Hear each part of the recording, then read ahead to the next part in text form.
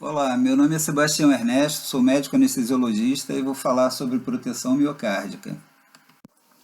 Por proteção miocárdica se entende uma série de estratégias que têm por objetivo reduzir o dano miocárdico através de utilização de fármacos ou intervenções visando a instalação ou progressão da isquemia e os fenômenos de isquemia e reperfusão que podem levar à lesão progressivamente aumentada de tecido miocárdico, levando tanto à disfunção contrátil quanto a episódios de disfunção no mecanismo de acoplamento eletromecânico.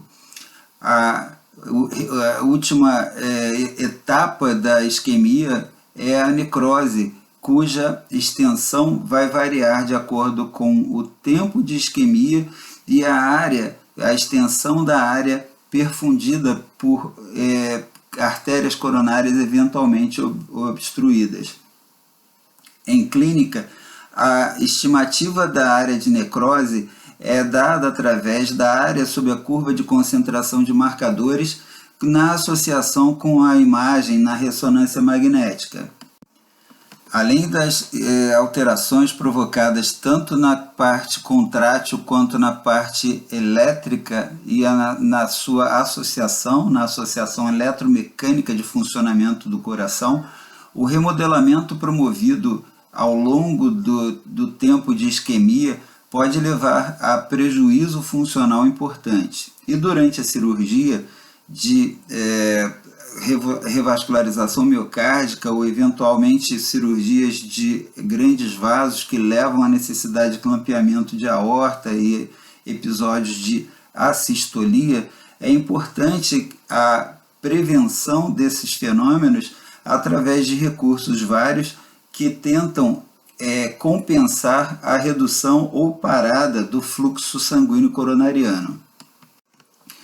O método mais eficaz de restauração ou preservação da função miocárdica em pacientes com obstrução coronariana é a reperfusão dessa coronária com restituição do seu fluxo através da utilização de drogas fibrinolíticas ou de procedimentos percutâneos ou cirúrgicos de restauração do fluxo sanguíneo coronariano. Pacientes submetidos a cirurgias abertas com parada cardíaca e diminuição do fluxo coronariano normalmente necessitam de procedimentos de suporte que fazem com que haja diminuição do consumo coronariano, do consumo miocárdico de oxigênio e nutrientes através da administração das chamadas soluções cardioplégicas com altas concentrações de potássio e geralmente associadas a substratos energéticos que fazem com que esse miocárdio tenha uma preservação e uma resistência mais prolongada à redução do fluxo sanguíneo coronariano. É capaz de reduzir-se até em 90% a 97% a necessidade de oxigênio pelo miocárdio através da utilização dessas técnicas associadas ou não à hipotermia, podendo a coronária ficar sem fluxo durante um período de até 20 a 40 minutos eventualmente. Também em clínica, a evolução do conhecimento em relação ao condicionamento miocárdico, com o aumento da resistência, diminuição do fluxo coronariano, através da utilização de pré ou pós-condicionamento, seja isquêmico ou farmacológico, desenvolveram técnicas e modos de trazer uma sobrevida maior a esses pacientes. Desde a descoberta e desenvolvimento por Murray, em 1986, da possibilidade de utilização desse pré-condicionamento isquêmico que evoluiu com novas pesquisas e levando ao conhecimento de que algumas drogas são capazes também de aumentar essa capacidade resistiva do miocárdio frente à diminuição de fluxo sanguíneo. É importante comentar que Murray, em 1986, foi o primeiro a descrever em animais a possibilidade do pré-condicionamento isquêmico, onde, com a oclusão de 5 minutos em 4 etapas, intervaladas por momentos de perfusão, 5 minutos de isquemia intervalados por momentos de perfusão, levou a um aumento da capacidade de sobrevida nesses pacientes após uma obstrução coronariana de até 40 minutos. Houve uma redução de cerca de 75% da área isquêmica com a utilização dessa técnica que foi denominada pré-condicionamento isquêmico. O conhecimento dos mecanismos e da melhor maneira de aplicação dessas técnicas é de fundamental importância na preservação da vitalidade miocárdica e assim da melhor qualidade e segurança aos pacientes que vão ser submetidos a esses procedimentos e que possuem essas patologias obstrutivas coronarianas.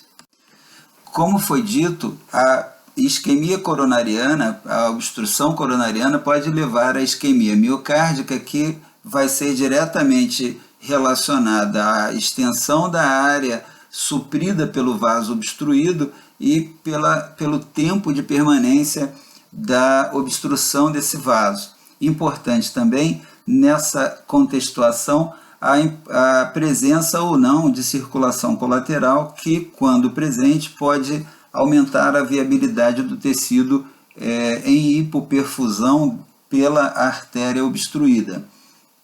Porém, a reperfusão também é um momento de extremo cuidado, de extrema preocupação, uma vez que após a reperfusão da artéria obstruída, a possibilidade de algumas intercorrências benignas ou não se apresentarem e levarem ao aumento do risco para esse paciente. Pacientes com reperfusão coronariana cirúrgica ou não podem apresentar de imediato ou até em período mais tardio a instalação de arritmias, sendo as mais frequentes o ritmo idioventricular, a taquicardia ventricular e a fibrilação ventricular. Essas arritmias, em geral, elas são benignas quando se apresentam logo após a reperfusão e são, quando associadas a aumento de marcadores precoces, sinais de reperfusão bem-sucedida, uma vez que a reperfusão, quando não bem-sucedida, ela pode levar a permanência de concentração sérica dos marcadores não tão elevadas assim.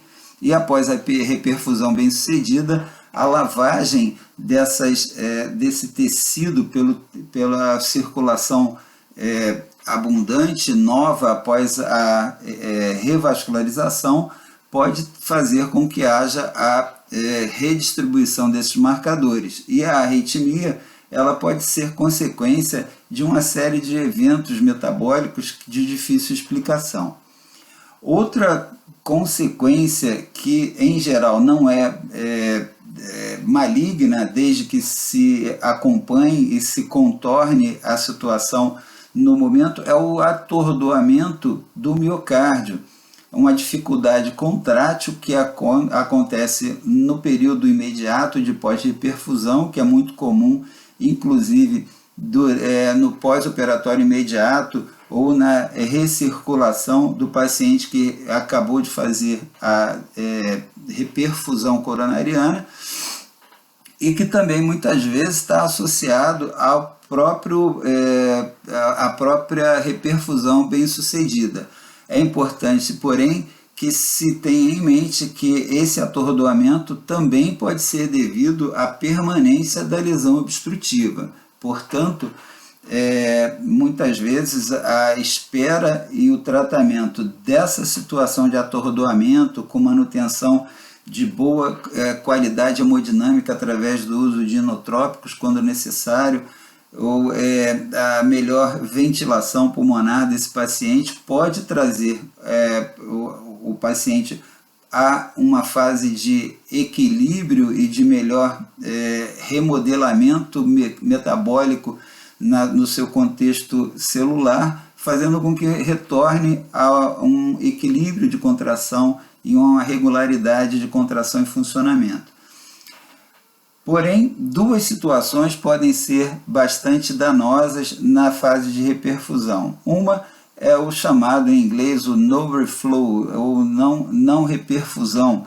Muitas vezes você consegue, durante a cirurgia, a desobstrução da coronária epicárdica, que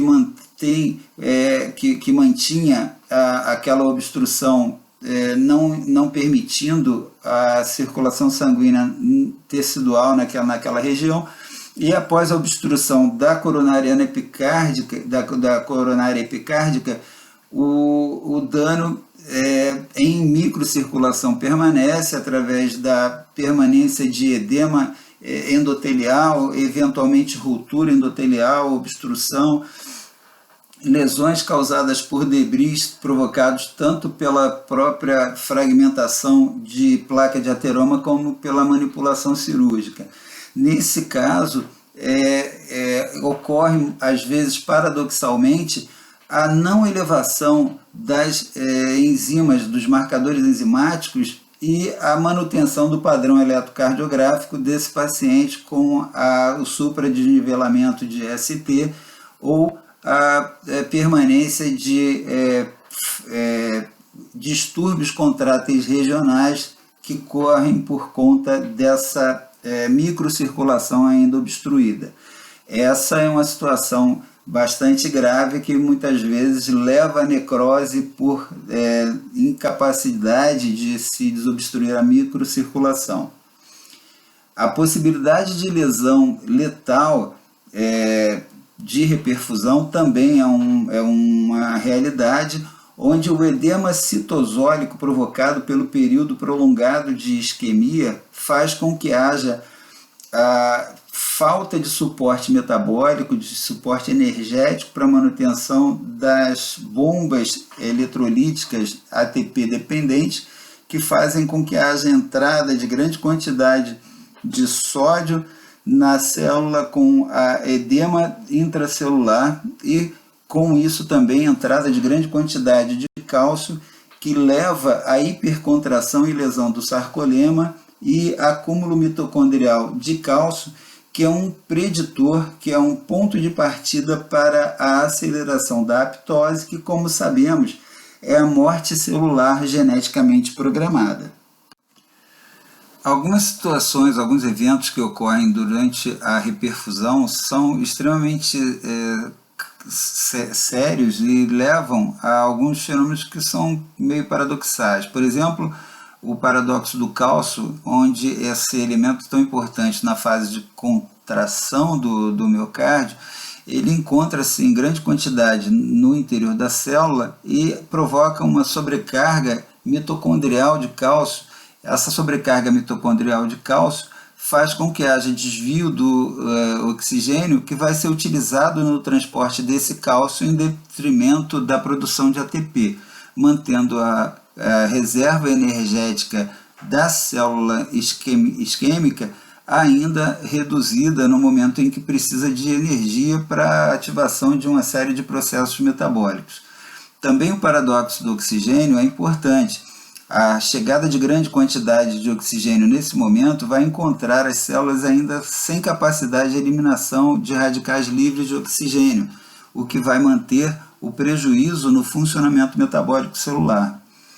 Em relação ao pH, é importante saber que no período de isquemia ocorre elevação do lactato intracelular e aumento da concentração de potássio. Esses fatores fazem com que haja uma inibição da movimentação do cálcio e da contração muscular. Isso, indiretamente, provoca uma redução do consumo de oxigênio. No momento da reperfusão, a chegada do oxigênio em grande quantidade reverte esse efeito, fazendo com que haja uma tendência ao retorno da contração e consumo de oxigênio aumentado no momento em que ainda não há substrato suficiente. Também ocorre a elevação do pH no momento em que o ambiente é favorável a um evento de extrema importância. Esse evento se trata da abertura dos chamados poros mitocondriais transitórios, que provocam a entrada abrupta de cálcio no interior das mitocôndrias, com a ativação das caspases, que são fundamentais na ativação de fenômenos de apoptose, acelerando ainda mais esse processo. Os poros transitórios mitocondriais, eles normalmente se encontram fechados, eles se abrem apenas em alguns eventos especiais, como esse comentado agora, e eles são importantes no balanço entre as vias pró-sobrevivência e vias de morte celular, que são processos conduzidos por sistemas enzimáticos diferentes. Há autores que pesquisaram o envolvimento desses poros na viabilidade pós-isquêmica e no momento da reperfusão e demonstraram que a autofagia mitocondrial pode ser protetora para esse miocárdio. Porém, a tentativa de utilização de técnicas e substâncias que pudessem tanto manter esses poros fechados ou levar ao aumento da autofagia mitocondrial não demonstraram efeitos clínicos satisfatórios. Esse é um importante trabalho demonstrando os efeitos provocados no momento da reperfusão. Observem que no momento da isquemia, onde a pressão intraventricular vinha no fluxo, nos seus ciclos de aumento durante a sístole e redução durante a diástole, apresenta-se então a queda da pressão intraventricular e no momento da assistolia e isquemia. E ocorre um aumento progressivamente lento da pressão do ventrículo esquerdo devido à incapacidade de relaxamento por falta de oxigênio, uma vez que o processo de relaxamento muscular também ele é um processo oxidativo. E no momento da reperfusão, esse aumento progressivo da pressão intraventricular, ele aumenta de uma forma mais aguda.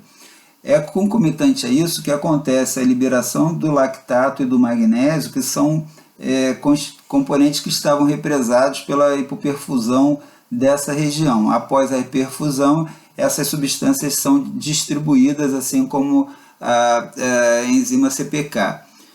Importante notar que nesse momento ocorre a manutenção de níveis baixos tanto de fosfoquinase quanto de moléculas de ATP, mostrando que apesar da reperfusão, não acontece aumento imediato na produção de fontes de energia para fornecer substrato energético para o esqueleto metabólico do paciente. As enzimas ainda vão ter que esperar um pouquinho para que haja a produção de ATP e assim ocorra a fonte de energia satisfatória para a realização desses eventos.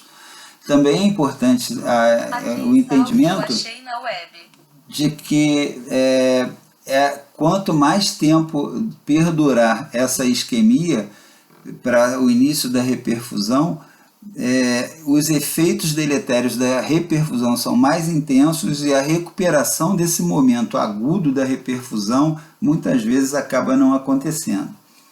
A reperfusão ela provoca piora súbita, então momentânea nesse momento, nesse estágio, e ocorre o aumento de edema intracelular, o edema intramitocondrial e a liberação desses componentes, lactato, magnésio, etc., eles ocorrem no momento em que há um aumento da sobrecarga de cálcio mitocondrial que vai levar a todos os eventos deletérios comentados anteriormente. A sobrecarga de cálcio mitocondrial como fonte de desequilíbrio nessa balança metabólica levou ao pensamento de que os antagonistas de cálcio poderiam ter algum benefício quando utilizados nesses pacientes. E alguns trabalhos iniciais mostraram que a utilização do cálcio de forma crônica antes do evento da reperfusão poderia trazer algum benefício. A utilização no momento da reperfusão, não. Porém, estudos posteriores não conseguiram confirmar o benefício trazido pelos antagonistas de cálcio. A utilização de assistolia em diástole durante a circulação extracorpórea visa a estabelecer um bom balanço metabólico no miocárdio do paciente. Isso através da diminuição do consumo metabólico de oxigênio, uma vez que há redução da atividade funcional, tanto de contração quanto a atividade elétrica. A temperatura da solução cardioplégica pode ser direcionada de acordo com a preferência da equipe. Pode ser utilizada a solução cardioplégica com hipotermia profunda, com temperaturas de 10 a 12 graus Celsius, onde se pode se associar à aplicação tópica de solução gelada. Porém, essa associação tópica de solução gelada pode levar à paresia do nervo frênico e também à lesão miocárdica pelo contato com a substância extremamente resfriada ou gelada. A utilização de hipotermia moderada entre 27 a 30 graus Celsius leva a melhor retorno da função ventricular esquerda no final do procedimento. Os pacientes que utilizam a solução cardioplégica normotérmica entre 37 e 38 graus Celsius necessitam, uma vez que vão manter o metabolismo celular praticamente normal, eles precisam que se mantenha uma oferta de substrato por infusão contínua, ou através da adição de substratos metabólicos ou através da adição de sangue associado à solução cardioplégica. A hipotermia repetida pode levar a edema miocárdico, uma vez que diminui a função da bomba iônica. Além disso, interfere com a função dos receptores, aumenta a viscosidade sanguínea, diminui a capacidade de deformação das hemácias, que é importante no seu trânsito pela microcirculação. O trocador de calor do sistema de solução cardioplégica, ele funciona através de sistema de convecção, onde existem tubos por onde circulam a água na temperatura desejada e há um contato dessa superfície aquecida ou resfriada com a solução cardioplégica. Se há o desejo de utilizar a solução cardioplégica, a água circulante é mantida em temperatura baixa, e se há intenção de manter a solução cardioplégica com temperaturas mais elevadas, então a água circulante vai ter a temperatura mais elevada para que haja troca de calor. O esvaziamento ventricular é de fundamental importância. Quando o ventrículo se dilata, ele aumenta o consumo de oxigênio. Portanto, é importante que se mantenha sempre a cavidade ventricular vazia. A diminuição do consumo de oxigênio pelo miocárdio diminui em 30% até 60% durante a circulação extracorpórea. E em situações de hipotermia pode chegar até 90% a 97%, dependendo da fonte estudada, na diminuição do consumo de oxigênio. A utilização de aditivos na solução cardioplégica durante a indução da parada cardíaca em diástole, a utilização de potássio em altas concentrações é utilizada, e no momento da manutenção dessa assistolia, dessa parada cardíaca em diástole, a concentração de potássio é um pouco mais reduzida em relação a essa concentração no momento da indução da assistolia. E no momento do retorno da circulação do paciente, no preparo para a reperfusão coronariana, é utilizada a solução cardioplégica com temperatura mais próxima do normal ou em normotermia e com a concentração de potássio em níveis normais. A via de administração é bastante variada, pode ser utilizada seringa, bolsa inflável, pressurizada ou não, com controle de pressão ou não e com controle de temperatura ou não. Os métodos mais eficazes são os que utilizam circuito de policarbonato, que controlam tanto a pressão quanto a temperatura da solução administrada. A temperatura em dispositivos mais confiáveis pode ser mantida desde menos 4 graus Celsius até 37 graus Celsius. A velocidade do fluxo de administração da solução cardioplégica é limitada, uma vez que é utilizada uma agulha para a administração dessa solução, e essa agulha vai ter um calibre entre 12 a 18 gauges. Essa mesma agulha pode ser utilizada para a aspiração do interior do ventrículo quando se observa o enchimento progressivo do seu conteúdo, numa função que é chamada função Vent. Então, se o ventrículo começa a apresentar conteúdo no seu interior, ele é aspirado através da mesma agulha por onde é introduzida a solução cardioplégica. Várias são as possibilidades de composição da solução cardioplégica, dependendo da padronização de instituições ou de preferências de cirurgiões. As opções entre utilização de solução cardioplégica apenas com cristalóide ou na associação com sangue também é feita de acordo com a preferência do cirurgião, mas levando em consideração o tipo de paciente que está sendo tratado. A utilização de sangue é mais frequente em várias combinações de temperatura e de proporções e também de vias de administração. Porém, a mais utilizada é a proporção de 4 unidades de sangue para 1 unidade de cristalóide. Quando da utilização da associação de sangue, há uma maior facilitação na oxigenação do miocárdio, além da maior facilidade de eliminação de radicais livres de oxigênio. A utilização de sangue também ela é preferencialmente utilizada nos pacientes com menor reserva cardíaca. Vários modelos de circuito de cardioplegia, com vários perfis de mistura e de aquecimento, são utilizados. Normalmente, circuitos que permitem a alteração da relação entre cristalóide e sangue se dão pela velocidade diferente de circulação, de bombeamento do sangue em relação à velocidade do bombeamento do cristalóide por bombas que se utilizam separadamente.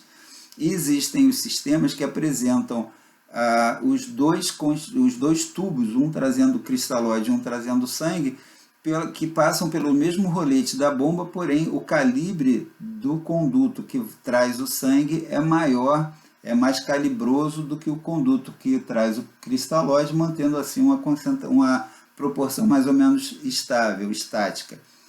A utilização do potássio, como foi dito, visa a indução da parada cardíaca em diástole e no momento da indução dessa parada cardíaca, a utilização da solução mantém uma concentração de potássio bem mais elevada.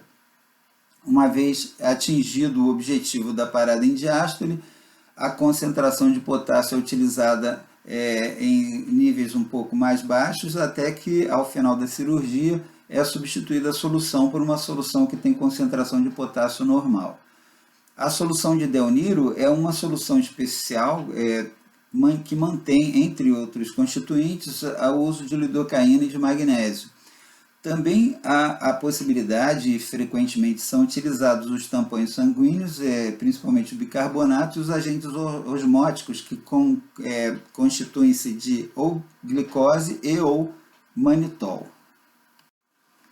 A solução cardioplégica conta, então, com substratos metabólicos, que são principalmente a glicose, glutamato e aspartato. Ela pode ser administrada de forma retrógrada, sendo injetada na raiz da aorta e contando com a introdução por pressão no ósseo das artérias coronarianas, e muitas vezes a utilização dessa via é limitada pela presença de insuficiência aórtica ou pela presença de estenose coronariana, que dificulta a difusão regular para a manutenção da sistolia do paciente.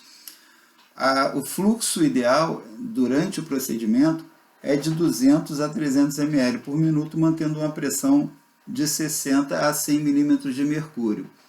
É importante que essa pressão seja monitorizada, uma vez que algumas situações de obstrução podem ser diagnosticadas pela elevação abrupta dessa pressão. E pacientes com insuficiência aórtica vão ter essa pressão bastante reduzida, mostrando a necessidade então da associação imediata da administração retrógrada da solução cardioplégica. Então a insuficiência aórtica vai manter essa pressão baixa e é um sinal de que não vai haver pressão suficiente para a introdução do líquido pela artéria coronária. A administração retrógrada é feita através do seio coronariano e, quando combinada, traz uma recuperação de melhor qualidade ao paciente. Ela é administrada tanto em temperaturas médias quanto em condições de normotermia, e as principais indicações da administração da solução de forma retrógrada são, então, a cirurgia de válvula mitral ou de válvula aórtica, a insuficiência aórtica e as coronárias de má qualidade. As cânulas utilizadas para a administração retrógrada têm características variadas e elas mantêm idealmente um fluxo de 200 ml por minuto ou mais, com uma pressão entre 20 a 50 milímetros de mercúrio na administração retrógrada. A limitação dessa via de administração, a administração retrógrada, é a dificuldade para irrigação da coronária direita. Portanto, a parede livre de ventrículo direito e o terço posterior do septo interventricular vão ser mal irrigadas nessa infusão retrógrada, podendo apresentar eventualmente a presença de contração, de falta de relaxamento completo pela falta da irrigação adequada. Voltando a falar sobre a velocidade de administração, no início da indução da sistolia é utilizado volume de 1.000 a 1.500 ml com a concentração elevadíssima de potássio para induzir a sistolia. Após 10 a 40 minutos, após atingir a sistolia, a solução pode ser interrompida e 10 a 40 minutos após se inicia a infusão contínua ou intermitente de 200 ml a 500 ml de solução com a concentração de potássio um pouco mais baixa.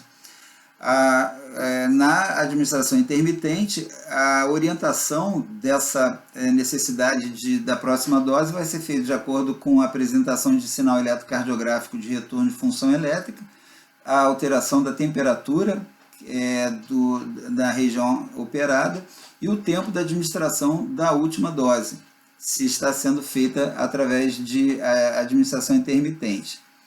É preciso que haja atenção com o esvaziamento do ventrículo. Se o ventrículo começa a apresentar volume, ele vai diluir essa solução na raiz da aorta, diminuindo o seu efeito, e lembrar que ao fim do procedimento vai ser feita a substituição da solução administrada por outra com normocalemia, e se estava sendo utilizada solução hipotérmica, vai ser iniciada agora a solução também com temperatura normal. E se a temperatura já estava normal, vai ser mantida.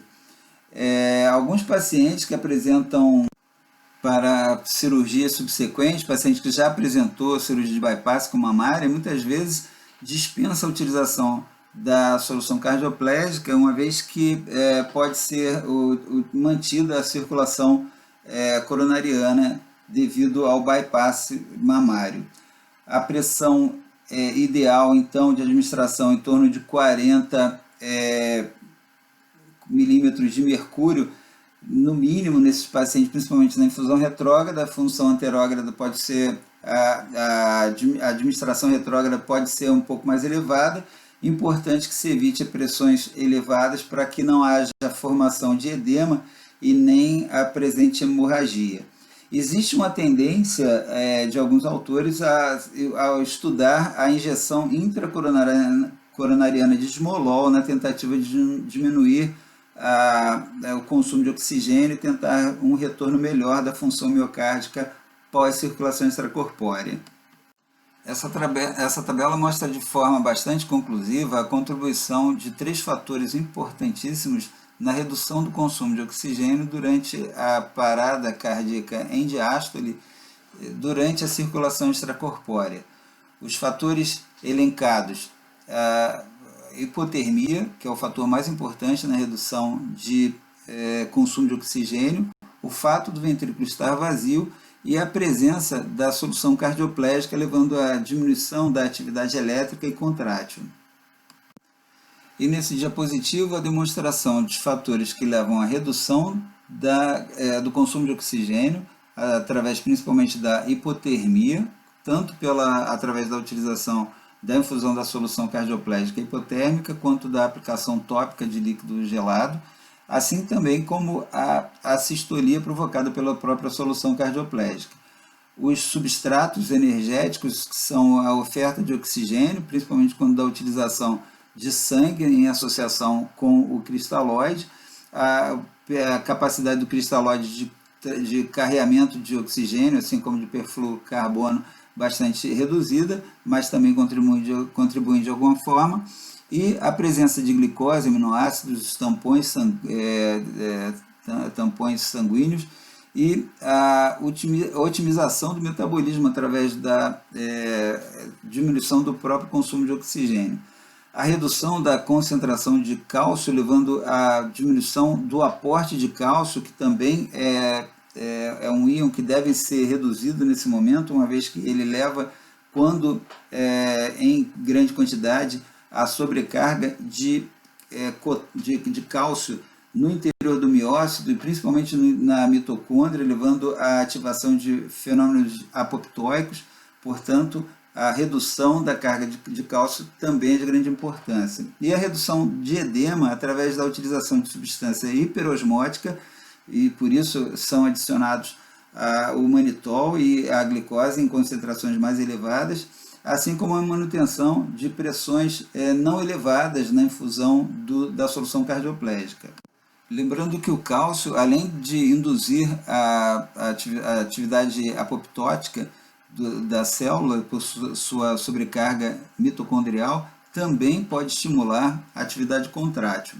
Essa solução, normalmente, ela é utilizada em associação com sangue, na proporção de 4 partes de sangue para uma parte do conteúdo cristalóide, e pode ser utilizado hipotermicamente ou com soluções normotérmicas, mas no momento do desclampe, a solução já tem que estar sendo administrada na forma normotérmica.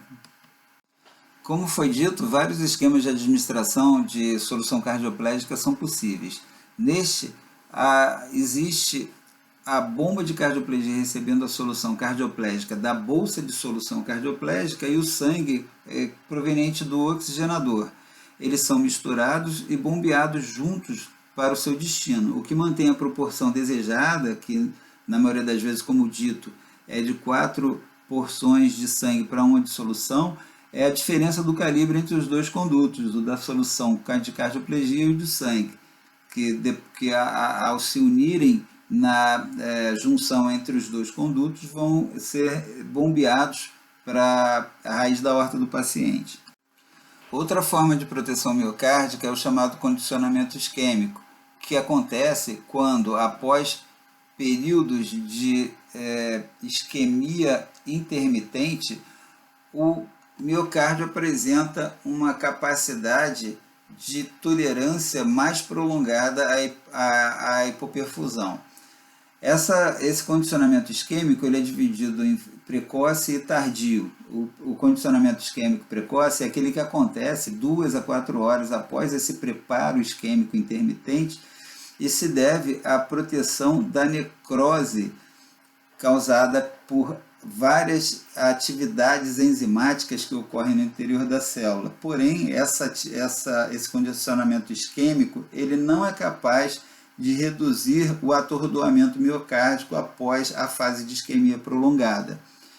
Como o infarto agudo do miocárdio é uma situação imprevisível, essa conduta, essa medida de utilização do condicionamento isquêmico para a maior sobrevida miocárdica após a isquemia prolongada, ela é de pouca utilidade nessa situação, mas em pacientes a serem submetidos à cirurgia cardíaca com hipofluxo de maneira planejada, programada, a utilização do condicionamento ou do pré-condicionamento isquêmico é uma possibilidade. Esse condicionamento isquêmico, ele lida, entre outras coisas, ou ele envolve os poros mitocondriais, onde a interferência com esses poros pode induzir a alguns efeitos benéficos. É conhecido que esses poros mitocondriais, chamados poros mitocondriais de permeabilidade transitória, eles se mantêm fechados normalmente, são abertos em situações de extrema hipóxia tecidual, de forma que quando acontece essa abertura, após essa hipóxia tecidual intensa, essa abertura dos poros mitocondriais leva à interrupção da produção de moléculas de ATP, com consequente diminuição da capacidade de bomba iônica de parede celular, que leva à formação de edema por aumento do conteúdo de sódio e, consequentemente, água no intracelular, seguindo-se de ruptura da membrana. Acontece que na fase precoce do condicionamento isquêmico, essa abertura desses canais, desses poros transitórios permeáveis da mitocôndria, essa abertura ela é inibida pelo pré-condicionamento isquêmico. E aí, essa abertura não acontecendo, não há interrupção na produção de ATP. E aí, há um tempo maior de saúde de membrana celular devido à permanência da função da bomba iônica de parede celular. Outra coisa que acontece, outro efeito importante do pré-condicionamento isquêmico, é a ativação de canais de potássio ATP dependente, tanto na parede celular quanto na parede das mitocôndrias, levando a maior estabilidade delas. Há também o condicionamento isquêmico tardio. Esse acontece após cerca de 12 a 24 horas e pode durar até 2 a 3 dias. Essa forma de condicionamento, a fase mais tardia do pré-condicionamento isquêmico, ela leva a uma proteção menor contra a necrose, mas a uma proteção maior contra o atordoamento do miocárdio. Acredita-se que os mecanismos envolvidos na produção do pré-condicionamento isquêmico envolvam transcrição de mensageiros através da ativação de receptores ligados à proteína G, que vão ativar, segundo os mensageiros, como proteína quinase C e G, a ativação de fator de necrose tumoral, a produção de óxido nítrico, a ativação de ciclooxigenase e de proteínas antiapoptóticas, que vão tender a ações que vão tender a manter a viabilidade celular por mais tempo. Alguns segundos mensageiros envolvidos são a adenosina, bradicinina e endorfina. Esse diapositivo mostra alguns dos caminhos metabólicos e algumas vias de produção desse efeito do pré-condicionamento isquêmico. A ativação de receptores ligados à proteína G, então leva à ativação de um esqueleto enzimático que ativa a proteína quinase C, que vai aumentar a condutância dos canais de potássio, vai ativar o fator de necrose tumoral, que em consequência vai ativar uma transcrição gênica, ativando proteínas inflamatórias que vão perpetuar esses efeitos, levando posteriormente à ativação do pré-condicionamento tardio também. Há também a interveniência do óxido nítrico, devido à ativação da óxido nítrico sintetase, que vai aumentar a liberação de radicais livres de oxigênio e manter a viabilidade da parede mitocondrial. Como foi dito, a fase precoce ela dura de cerca de 2 a 4 horas e tem maior ação protetora sobre eventos isquêmicos, não tendo ação tão importante sobre o atordoamento contrátil do miocárdio, a ação contrária ou de proporções diferentes daquela ativação de pré-condicionamento tardio, que tem maior proteção contra o atordoamento e menor proteção contra a necrose. O pré-condicionamento isquêmico foi descrito pela primeira vez em 1986, utilizando momentos intercalados de isquemia e reperfusão de 5 minutos de isquemia em cada um desses momentos, seguidos por um período de isquemia de 40 minutos, que mostrou uma redução de até 75% na massa total infartada do miocárdio após a oclusão da mesma artéria submetida à oclusão intermitente. Após esse evento, vários estudos foram realizados e em 1993 o condicionamento remoto foi descrito em cães através da utilização de momentos intermitentes de isquemia em tecidos diferentes daqueles onde a isquemia mais prolongada seria realizada. E a partir daí, vários estudos foram realizados na tentativa de descobrir qual o mecanismo de atuação que levaria a esse chamado condicionamento remoto. Mecanismos humorais foram observados através de estudos com transfusão em coelho e com coração transplantado de porco, alguns estudos sugerindo mecanismo humoral, uma vez que o hexametônio, um bloqueador ganglionar, pode impedir o condicionamento isquêmico remoto, e alguns estudos mostrando que há possibilidade de mecanismos sistêmicos através da transcrição de gene anti-inflamatório. Aí, em 2003, o autor chamado Zhao demonstrou a possibilidade do pós-condicionamento, ou seja, a manutenção de períodos de isquemia de 90 segundos repetidos 3 vezes, com períodos intercalados de reperfusão, reduziriam em até 50% o tamanho da necrose após a oclusão da artéria no órgão a ser submetido a essa necrose mais prolongada. Ou seja, a isquemia intermitente em membro à distância, como por exemplo o membro inferior do paciente, durante 90 segundos, repetidos 3 vezes, levariam eventualmente à redução da necrose miocárdica por oclusão de uma artéria coronariana.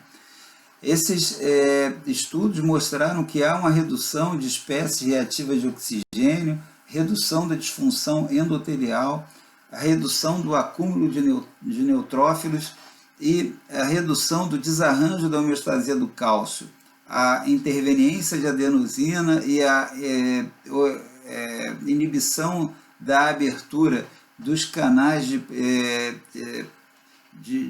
mitocondriais de permeabilidade transitória, assim como a facilitação da abertura, o aumento da condução dos canais de potássio ATP dependentes.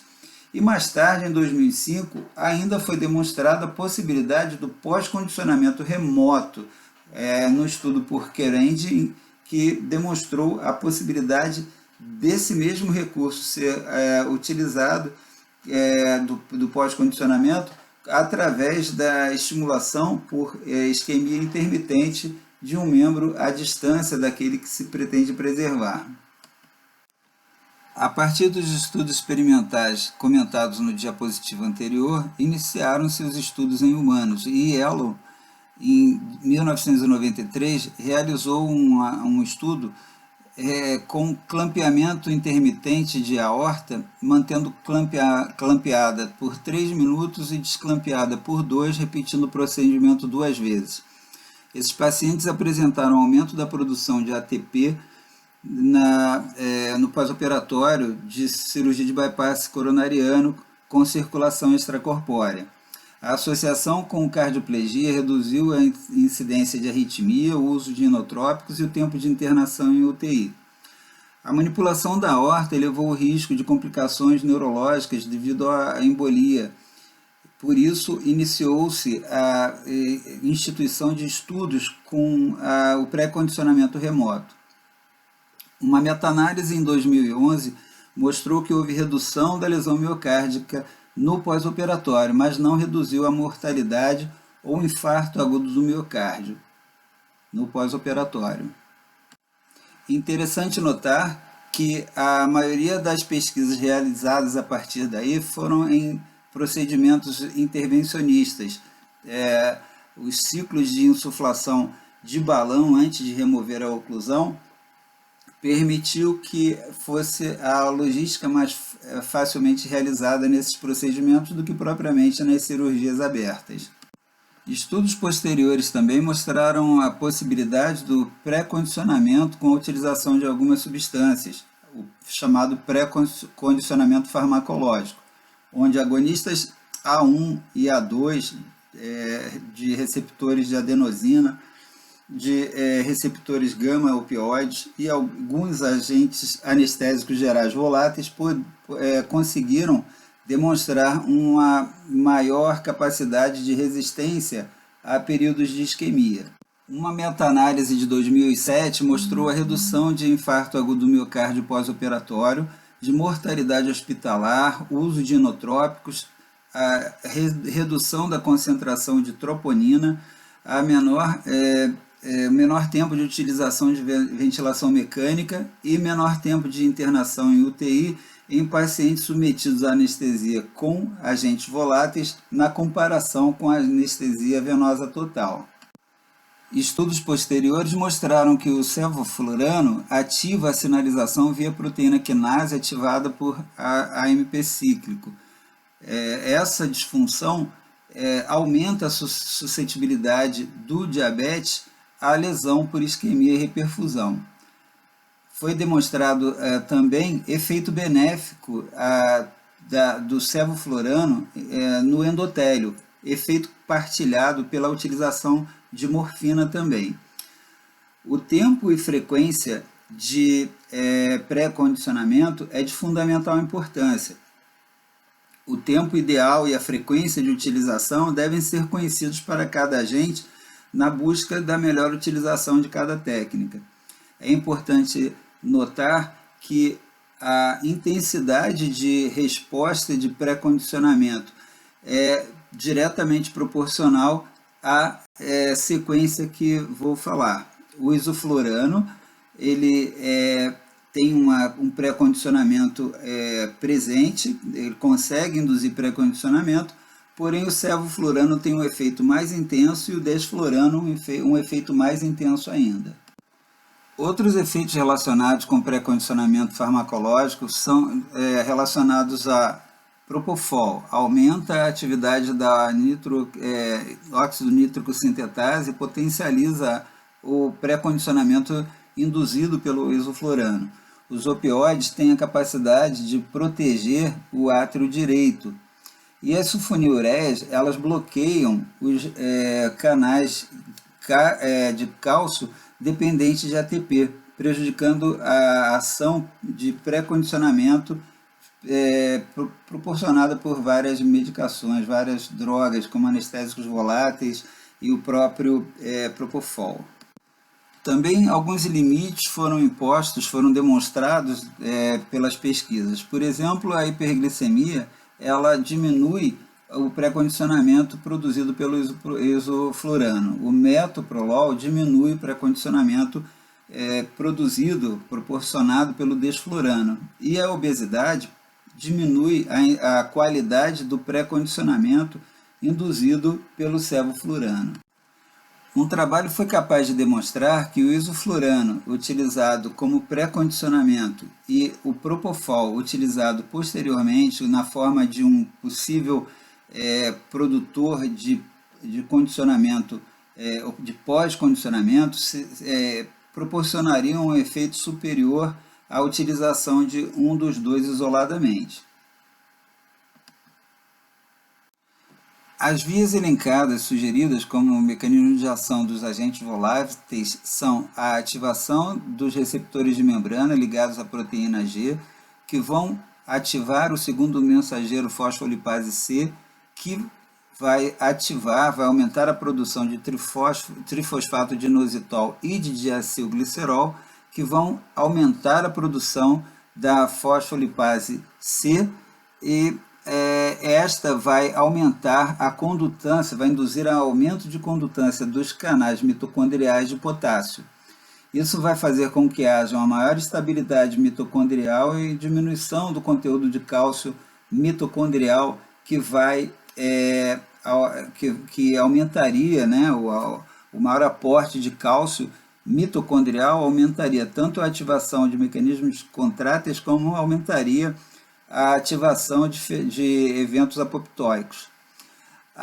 O anestésico volátil também tem a capacidade de aumentar a atividade da óxido nítrico sintetase, que tanto vai provocar maior ativação da fosfolipase C, como também vai provocar, por outras vias, aumento da ativação do aumento da condutância dos canais de potássio mitocondriais. Além disso, o próprio anestésico volátil pode entrar na célula e provocar essas ativações diretamente, tanto da fosfolipase C, quanto da ativação do aumento da condutância dos canais de potássio.